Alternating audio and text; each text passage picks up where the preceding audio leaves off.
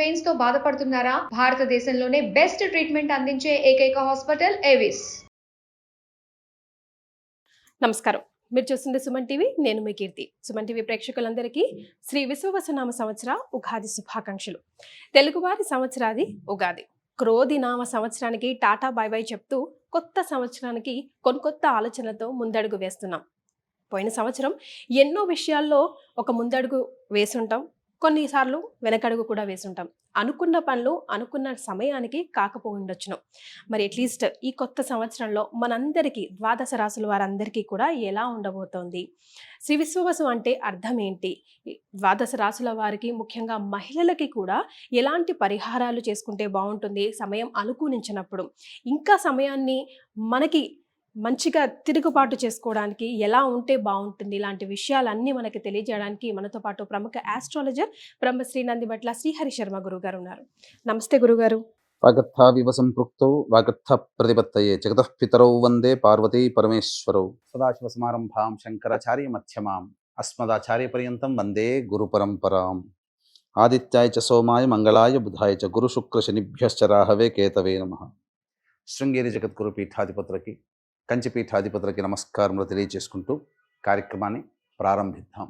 అలాగే గురుగారు, శ్రీ విశ్వవసు నామ సంవత్సరం అంటున్నాం కదా, అంటే అర్థం ఏంటో? విశ్వావసు, విశ్వావసు అనగా విశ్వాసము కలిగినటువంటిది, నమ్మదగినటువంటిది అనేటువంటి అర్థంగా చెప్పవచ్చు. అంతేకాకుండా విశ్వావసు అనేటువంటిది గంధర్వరాజులలో ఒక రాజు.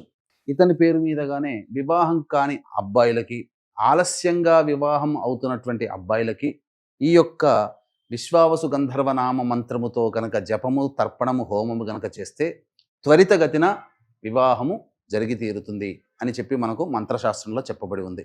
గురుగారు, ద్వాదశ రాశిలో భాగంగా శ్రీ విశ్వవసు నామ సంవత్సరంలో వృషభ రాశి వారికి ఎలా ఉంటుందో తెలియజేస్తారా? ద్వాదశ రాశులలో భాగంగా వృషభ రాశిలో జన్మించినటువంటి వారికి ఈ విశ్వావసు నామ సంవత్సరంలో ఏ విధంగా ఉండబోతుంది మనం క్లుప్తంగా తెలియచేసుకుందాం. ఈ వృషభ రాశిలో జన్మించినటువంటి వారికి ఆదాయం 11, వ్యయం 5, రాజ్యపూజ్యం 1, అవమానం 3. ఇక 12 మాసాల పాటు ఉన్నటువంటి సమయాన్ని 3 టైమ్ జోన్స్ లాగా మనం డివైడ్ చేసుకుంటే కనుక ఏ టైప్ జోన్లో ఏ విధంగా ఉంటుంది అనే విషయాన్ని కూడా మనం క్లుప్తంగా చేసుకొని తెలియచేసుకునే ప్రయత్నం, తద్వారా మీకు ఈజీగా అర్థమయ్యే ప్రయత్నం తెలియజేస్తాను. ప్రధానంగా మే 14th వరకు కూడా, అనగా మే 13th వరకు గురువు వృషభ రాశిలోనే స్థితి పొంది ఉంటాడు. ఈ కారణం చేత టైప్ 1 జోన్లో భాగంగా గురువు రాశిలోనే స్థితి పొంది ఉండడం అనుకూలమైనటువంటి పరిస్థితులు. కాస్త ఓవర్ వెయిట్ అవ్వడం కానీ, అనుకున్నటువంటి పనుల్లో కాస్త చికాకులు అనేటువంటివి రాశిలో ఉన్నటువంటి గురువు కలగచేసిన మే 14వ తారీఖు తర్వాత మిథున రాశికి ప్రవేశం చేస్తా సంపూర్ణంగా యోగకారకంగా ఉంటాడు. ఇక గమనించుకున్నట్లయితే ప్రధానంగా ఈ వృషభ రాశిలో జన్మించినటువంటి వారికి శని లాభస్థానంలోకి మారబోతున్నాడు. తద్వారా చాలా మటుకు యోగదాయకంగా ఉంటుంది అనేటువంటి విషయం చాలా చోట్ల వింటూ ఉంటుంటారు. కానీ వాస్తవానికి ఈ లాభశని ప్రభావం మాత్రం కొన్ని రోజులే. మళ్ళీ గత 2.5 సంవత్సరాలుగా వృషభ రాశిలో జన్మించినటువంటి వారు తమ కీర్తి ప్రతిష్టలకి, ఉద్యోగ వ్యాపార నిర్వహణలో భాగంగా ఎటువంటి కొన్ని సమస్యలు ఎదుర్కొన్నారో అటువంటివే మళ్ళీ ఎక్కువ శాతము పునరావృతం అయ్యే అవకాశం ఉంటుంది. కాబట్టి జాగ్రత్తలు పాటించండి. మార్చి 29వ తారీఖు రోజున మీనరాశిలోకి ప్రవేశించేస్తాడు. ఎప్పటి వరకు ఉంటాడు ఈ మీనరాశిలో అనంటే రుజు మార్గంలో జూలై 12వ తారీఖు వరకు మీనరాశిలో స్థితి పొంది ఉంటాడు. గురుగారు, మరి ముఖ్యంగా ఈ కొత్త సంవత్సరంలో వృషభ రాశిలో జన్మించిన మహిళలకి ఎలా ఉండబోతుందో దయచేసి తెలియజేస్తారా? ఇక్కడ ప్రధానంగా వృషభ రాశిలో జన్మించినటువంటి వారికి శని ప్రభావం సంపూర్ణంగా అనుకూలంగా ఉండడం, గురువు కూడా యోగదాయకమైనటువంటి పరిస్థితిలో ఉండడం, యోగ పరిస్థితి మీకు చాలా చక్కగా ఉంటుందని చెప్పవచ్చు. అనగా ధనపరంగా చక్కగా ఉంటుంది. తోటి ఉద్యోగస్తులు, తోటి వ్యాపారస్తులు, కింది స్థాయి వాళ్ళు అందరూ కూడా అనుకూలంగా ఉంటారు. తద్వారా మంచి ప్రతిష్టలు పొందేటువంటి అవకాశం గోచరమవుతుంది. అన్ని విధాలుగా లాభదాయకంగా ఉంటుంది అని చెప్పవచ్చు. ఇక టైప్ 2 జోన్లో భాగంగా చూసుకున్నట్లయితే సెప్టెంబర్ 28 వరకు కూడా మిథున రాశిలోకి ప్రవేశం ఉంటాడు. మిథున రాశిలోనే గోచార గురుడు ఉంటాడు. తద్వారా ఏమవుతుంది, ధనస్థానంలో ఉన్నటువంటి గురువు అన్ని విధాలుగా అనుకూలంగా ఉండేటువంటి సమయం. సెప్టెంబర్ 28 నుంచి తృతీయ రాశిలోకి సంచారం చేస్తాడు. నవంబర్ 11వ తారీఖు వరకు కూడా కర్కాటక రాశిలోనే సంచారం చేస్తాడు ఈ టైప్ 2 జోన్లో భాగంగా. కావున తృతీయ గురుస్థితి వృషభ రాశి వారికి సంపూర్ణంగా అవకాశాలు కలిసి వస్తాయి. నూతన వ్యక్తులు పరిచయం అవుతారు. ఎప్పటి నుంచి? సెప్టెంబర్ 28 నుంచి నవంబర్ 12 వరకు కూడా నూతన వ్యక్తుల యొక్క పరిచయ ప్రభావం, తద్వారా మంచి యోగకాలకమైనటువంటి పరిస్థితిలో ఉంటారని చెప్పవచ్చు. కాగల కార్యం గంధర్వులు తీర్చినట్టుగా మీకున్నటువంటి సర్వ సమస్యలు కూడా ఎవరో ఒకరు ఆ సమస్యల నుంచి మిమ్మల్ని బయటపడవేస్తారు. తద్వారా యోగదాయకమైనటువంటి పరిస్థితిలో ఉంటారని చెప్పవచ్చు. ఇక శని భగవాను కనుక మనం చూసుకున్నట్లయితే జూలై 13వ తారీఖు రోజున మీనంలో వక్రీకరించి ఉంటాడు. తద్వారా ఏమవుతుంది? దశమ ఫలితాన్ని, రాహుతో కలిసినటువంటి దశమ ఫలితాన్ని ఇస్తాడు.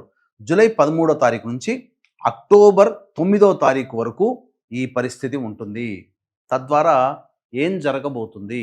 అక్టోబర్ 9 వరకు, జూలై 13 నుంచి అక్టోబర్ 9 వరకు చేస్తున్నటువంటి వృత్తి ఉద్యోగ వ్యాపారాల్లో ప్రధానంగా అనాసక్తి, అంటే ఏంటి, ఇక మనం వద్దులే, పక్కకు పెడదాం లేదా పక్కకు జరుగుదాం అనేటువంటి ఆలోచనలో ఉంటుంటారు.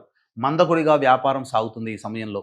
కింది స్థాయి వాళ్ళు సహకరించలేకపోవడం, ఇబ్బందికర పరిస్థితులు, మీకు అవమానం కలిగేటువంటి సంఘటనలు చోటు చేసుకుంటాయి. కాబట్టి జాగ్రత్తలు పాటించండి. ఎవరైనా నూతన వ్యక్తులు పరిచయమైనా ఈ జూలై 13 నుంచి అక్టోబర్ 9వ తారీఖు వరకు ఉన్నటువంటి కాలం మాత్రం అనుకూలముగా లేదు. ఈ కారణం చేత కొన్ని ఇబ్బందికర పరిస్థితులు అనేటువంటివి ఎదుర్కొంటారు.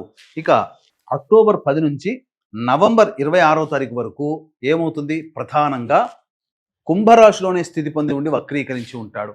ఇది చాలా కీలకమైనటువంటి సమయం. టైప్ 2 జోన్లో భాగంగా ఈ యొక్క వృషభ రాశిలో జన్మించినటువంటి వారికి కారణం ఏంటంటే, దశమ స్థానంలో స్థితి పొంది ఉండి వక్రీకరించి నవమ స్థాన ఫలితాన్ని కూడా ఇస్తాడు శని భగవానుల వారు. కావున అక్టోబర్ 10 నుంచి నవంబర్ 26వ తారీఖు వరకు తండ్రి గారి ఆరోగ్యం పట్ల శ్రద్ధ వహించాల్సినటువంటి పరిస్థితి. అంతేకాకుండా ఈ సంబంధించినటువంటి న్యాయవాద సంబంధమైనటువంటి విషయాల్లో కీలకమైనటువంటి నిర్ణయం తీసుకుంటారు. ఆస్తి పంపకాల యొక్క విషయంలో కొంత వెసులుబాటు అనేటువంటిది కలుగుతుంది. ఆస్తి పంపకాలు జరగాల్సినవి జరుగుతాయి. తద్వారా కొంతవరకు యోగదాయకంగా ఉంటుందని చెప్పవచ్చు. కానీ ప్రధానంగా తండ్రి గారి ఆరోగ్యం పట్ల శ్రద్ధ వహించాల్సినటువంటి పరిస్థితి. ఇది టైప్ 2 జోన్లో భాగంగా అక్టోబర్ 10 నుంచి నవంబర్ 26వ తారీఖు వరకు ఉండాల్సినటువంటి పరిస్థితి. ఇక టైప్ 3 జోన్లో భాగంగా చూసుకున్నట్లయితే నవంబర్ 12 నుంచి డిసెంబర్ 26వ తారీఖు వరకు కర్కాటకంలోనే వక్రీకరించినటువంటి గురు ప్రభావం చేత మేషరాశిలో జన్మించినటువంటి వారికి ఇతర సహాయ సహకారాలతో పాటు ధనము కూడా చేకూరుతుంది.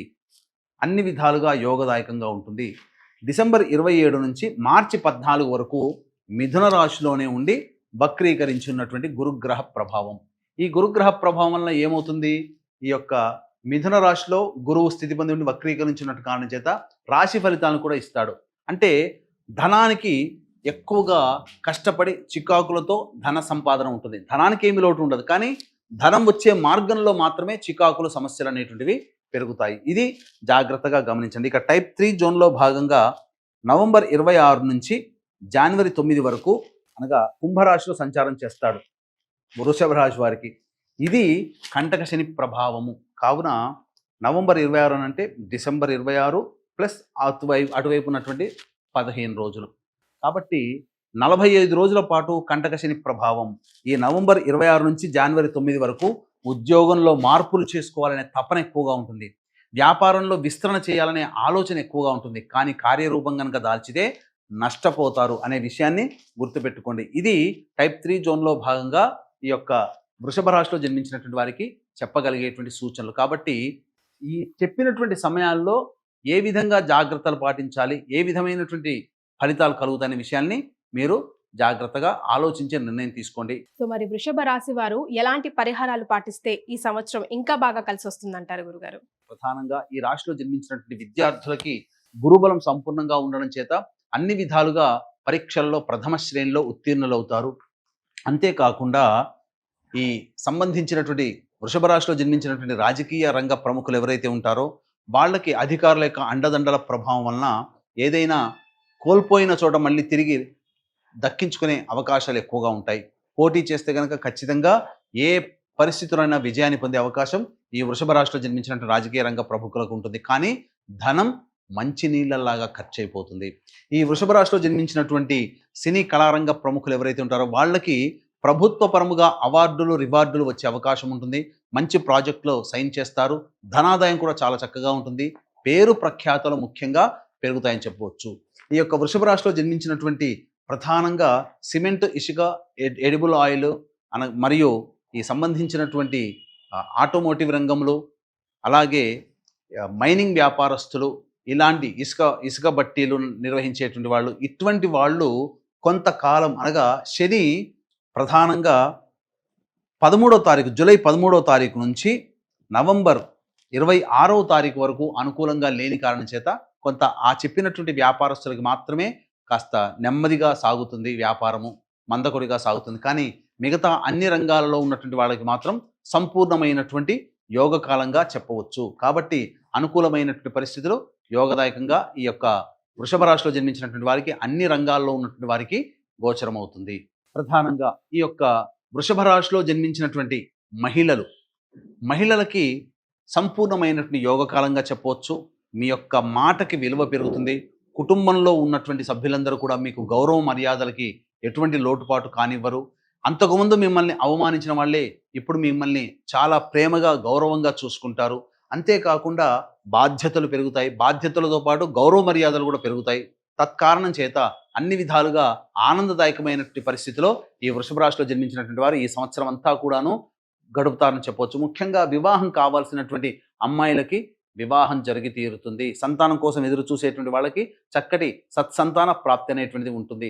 అన్ని విధాలుగా యోగదాయకంగా ఉన్నటువంటి ఈ వృషభ రాశిలో జన్మించినటువంటి మహిళలకు ఏ వ్యాపారమైనా కానీ చక్కగా ముందుకు తీసుకుని వెళ్తారు. మీకు ఇచ్చినటువంటి బాధ్యతని సంపూర్ణంగా నిజాయితీతో ఈ సంవత్సరం పూర్తి చేసుకొని అందరి మన్ననలను పొందుతారు. ప్రధానంగా మిమ్మల్ని తృణీకరించిన వాళ్ళే గౌరవించి హక్కున చేర్చుకునేటువంటి పరిస్థితులు ఉంటాయి. ముఖ్యంగా గత సంవత్సరం పొరపచ్చాలతో దూరంగా ఉన్నటువంటి భాగస్వామ్య వ్యాపారస్తులు కానీ, లేదా దూరంగా ఉన్నటువంటి స్నేహితులు, బంధువులు కానీ, లేదా దంపతులు కానీ మళ్ళీ కలుసుకునే అవకాశం, హాయిగా ఆనందంగా కొనసాగే అవకాశం గోచరమవుతుంది. అన్ని విధాలుగా యోగకాలమని ఈ మహిళలకు చెప్పవచ్చు. ఉద్యోగాల్లో చేరాలన్నా, లేదంటే ఉద్యోగాలు మారాలన్నా, లేదంటే కొత్త వ్యాపారం స్టార్ట్ చేయాలన్నా, వ్యాపారాన్ని మరింతగా విస్తరించుకోవాలనుకున్నా, ఈ సంవత్సరంలో వృషభ రాశి వారికి ఏ సమయం, ఏ నెలలో ఏ సమయం అనుకూలంగా ఉంటుందంటారు? ఒకసారి తెలియజేస్తారా? ఈ యొక్క వృషభ రాశిలో జన్మించినటువంటి వారికి ప్రధానంగా సమస్యలు అనేటువంటివి తప్పవు. అంటే ఏ వ్యక్తికైనా సమస్యలు తప్పవు. ముఖ్యంగా శని అనుకూలంగా లేని కారణం చేత చాలామంది అనుకుంటారు లాభశని ప్రభావం అని. కానీ లాభశని ప్రభావం కేవలం ఈ సంవత్సరం జూలై 12వ తారీఖు వరకే. మిగతా సమయం అంతా కూడా శని అనుకూలంగా లేడు. కావున ప్రతి అవకాశం వచ్చినటువంటి ప్రతిరోజు కూడా, ప్రతిరోజైనా దత్తాష్టకము, కాలభైరవాష్టక పారాయణం రోజుకి 3 సార్లు పఠించండి.